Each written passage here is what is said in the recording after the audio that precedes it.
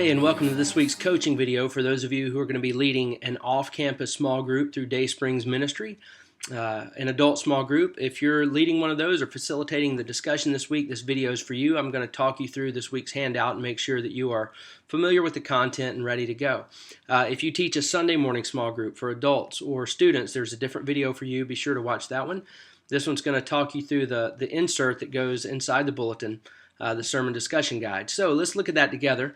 If you'll get yours in front of you, you'll notice it's got 6 discussion points on it. I'm going to talk you through those one by one and make sure that you're ready to go to lead your discussion this week, all right? Let's look at it together. Discussion point number 1 is a simple one. It's the way that we usually start things, by directing you back to the verse that was preached on Sunday, and then you read it together, and then you discuss what you heard in the sermon, what you took away from it.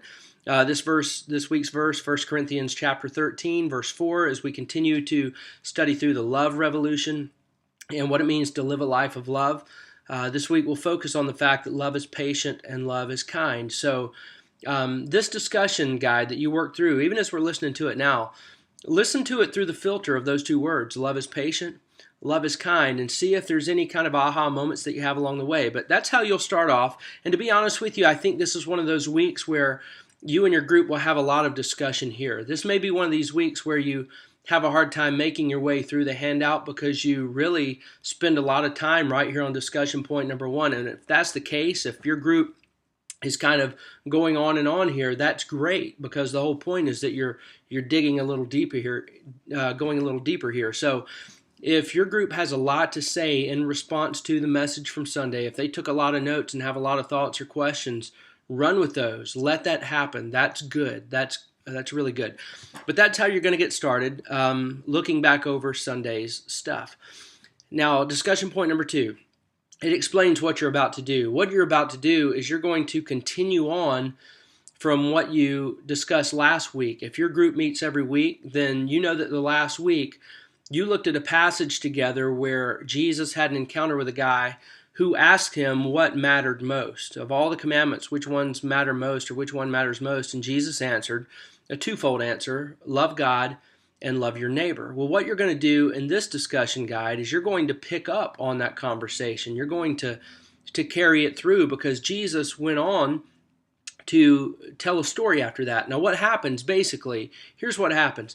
This guy asked Jesus what matters most, what commandments matter most, and Jesus say, love God and love your neighbor. That this is the most important thing. And this guy basically asked a follow-up question that I think is intended to basically say this: well, which neighbor do I have to love? Which implies which ones don't I have to love? So the guy is really trying to justify himself in his own life and who he loves and who he doesn't love. And in response to that, Jesus tells the parable of the Good Samaritan. So that's the context of the Good Samaritan parable, and you're going to explore that. So it's kind of cool if your group meets each week.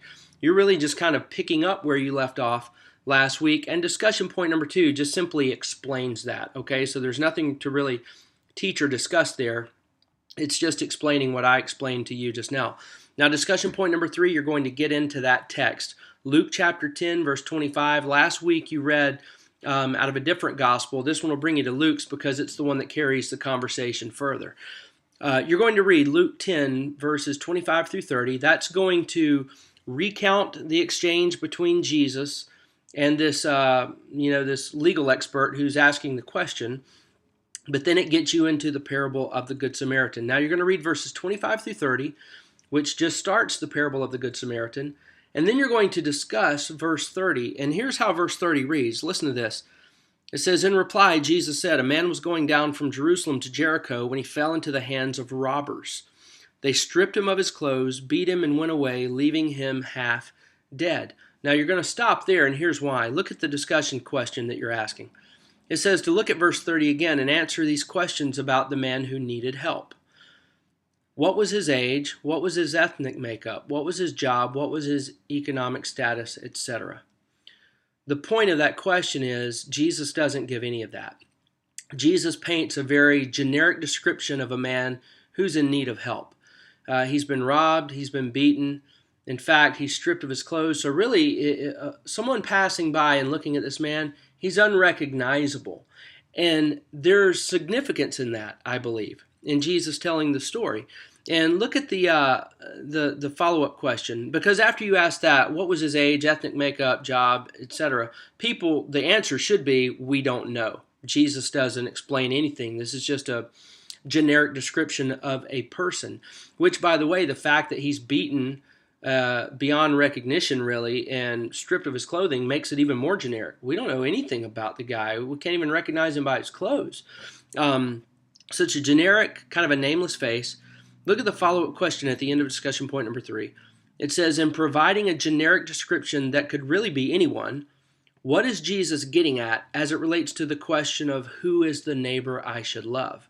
If Jesus is explaining, by telling the story, if Jesus is explaining who it is that we ought to love, and he's painting basically a generic description that is anyone, someone that could be everyone really, what is Jesus getting at? And the answer is, he's getting at, we should love everyone.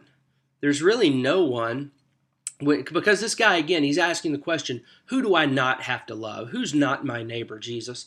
And Jesus is starting right out of the gate with this story he tells by saying, there's really going to be no one who's excluded from what you're asking. You need to love everyone. So that's where discussion point number 3 is trying to lead your group. And if everybody's not connecting the dots, well, now you know how to connect them, okay? That's what discussion point number 3 is getting at, and that's why it stops the reading there at verse 30. Jesus describes somebody who could be anybody, and that's where he's leading us. We are to love everybody, but he's going to continue. You're now going to read verse 31. Look at this one. It says, a priest happened to be going down the same road, and when he saw the man, he passed by on the other side. Now, the phrase that you're going to latch on here in discussion point number 4 is the one that says a priest happened to be going down the other road. Don't you love Jesus' choice of words there? In fact, other translations, some say, what's the ESV say? It says a guy by chance, this priest by chance happened to be passing down the same road. Now, you and I both know there is no such thing as just happenstance or coincidence. There's a sovereign God behind all of this. When Jesus says what he says in the story, the way he says it, he's pointing out that there are circumstances in our lives that you and I don't draw up. You and I use phrases like by chance or it just so happened, but there really is no such thing. So when Jesus says, here's a priest who just so happened, coincidentally, to be walking down the same road where this man who needed help had been left behind. Look at the discussion point in full. It says, read Luke 10, verse 31. That's the verse I just read. Jesus makes the point that this priest just so happened to cross the path of the man in need. Do you think the people you cross paths with is a coincidence? And of course, the answer is no. It really is no coincidence. If Jesus didn't want us to cross the paths of certain people, he can make that happen. He's omnipotent. So look at what it says now. This is where it kind of hits the nitty-gritty. It says, think through the people that you, quote unquote, just so happen to cross paths with on a regular basis. Stop and think about those people. This upcoming week, as you facilitate this part of the discussion, stop right here and do what I'm doing with you. Think through those people. Who is that for you? Who is it this week that you're just so going to happen to have to work in the cubicle next to them? You're just so going to have to sit through that seminar alongside them. You're it just so happens that you're going to have to carpool with them. You're just so think through the people that are going to be your just so happen by chance kind of people this week. Now, put a name and a face with those. Think about, who are they? Now look at this follow-up statement, because I think this is pretty profound. It says, back in discussion point number 4, if you were to ask Jesus the question, who is the neighbor you want me to love, he would probably name those people. That's pretty remarkable when you think about it. Jesus wants us to love everybody, sure, but what's happening now is Jesus is narrowing down the circle for us. There are some just so happen relationships that we have. Just so happens that's your child. Just so happens that's your brother-in-law. It just so happens that's you fill in the dots. If we were to ask Jesus, if we had a one-on-one with him and said, Jesus, who's the neighbor that you want me to love? It's very probable that he would name their name. He wants us to love them. Now, here's a great statement at the end of discussion point number 4. What makes loving specific people harder than just saying, I love everyone?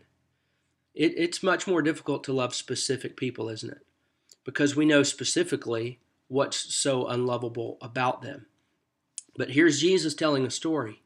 In response to the question, who's the neighbor I'm supposed to love? Jesus starts off with a pretty broad circle. We're going to love everyone, but let me define your everyone. Who's your just so happen to people? Discussion point number 5. Now you're going to read the whole thing in sequence, the whole parable, which finishes with verse 37, which is what discussion point number 5 highlights. After Jesus tells the story, look at how he finishes this. After telling the whole story, Jesus says, go and do likewise. I mean, he points to the Good Samaritan. He says, this guy loved people. He loved his neighbor.